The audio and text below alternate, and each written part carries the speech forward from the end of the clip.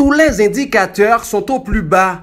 Le chômage, l'inflation et la misère qui va avec tiennent au cou les citoyens, les catégories les plus vulnérables en particulier. Face à cela, que fait le docteur Ariel Henry et son gouvernement, s'interroge plus d'un.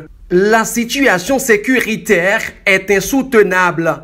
Le palais de justice de Port-au-Prince se déplace du bicentenaire peu à peu, fuyant l'insécurité instaurée par les gangs de la capitale. Un ex-ministre de la Justice et de la Sécurité publique avait pourtant bloqué la zone afin, disait-il, de limiter les bandits. Mais des pressions gouvernementales l'ont dissuadé. À présent, des dénonciations de corruption sont déjà enregistrées au niveau de la plus haute instance judiciaire du pays, le Conseil supérieur du pouvoir judiciaire, CSPJ. Au niveau de la PNH, plus de policiers sont victimes depuis l'intronisation d'Ariel Henry à la tête du CSPN. Plus de policiers sont aussi impliqués dans des crimes de toutes sortes, en passant par des connivences avérées avec les gangs armés, soutiennent plusieurs rapports des organisations de défense des droits humains, dont le RNDDH et la Fondation J'éclairé. Les cas de kidnapping ont grandement multiplié sous les yeux impuissants de la PNH. En témoigne le dernier rapport du Centre d'analyse et de recherche en droits humains, CADRE. Au niveau de la santé, le fonctionnement des hôpitaux publics est paralysé à cause d'une grève entamée par des employés pour exiger de meilleures conditions de travail. Le déploiement des gangs armés y est pour beaucoup. Le ministre de la Santé, à lui tout seul, ne peut même pas se tenir en pleine forme, s'alarment certains citoyens.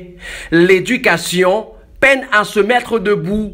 Beaucoup d'écoles sont soit fermées ou relocalisées, en dépit des promesses du ministre de l'Éducation nationale et de la formation professionnelle.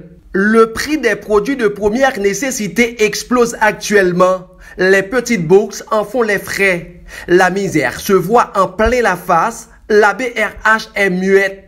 Le ministère de l'économie et des finances n'existe que pour faire fonctionner l'argent des plus riches. Le commerce informel essaie de résister. Mais où est passé l'argent, se demande plus d'un. Les fonctionnaires de l'État se résignent à travailler dans un pays où tout va mal, la crise est sociétale. Pourtant, face à ce tableau sombre, Ariel Henry, le Premier ministre, son président et son gouvernement restent dans l'impasse.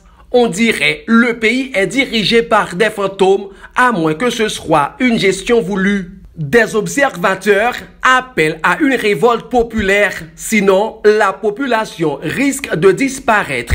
Avec l'émancipation des gangs, le départ massif des jeunes vers l'étranger, jusqu'à quand va-t-on pouvoir tenir face à cette situation chaotique et infernale? André Louis, depuis Port-au-Prince, pour Zoom IT News.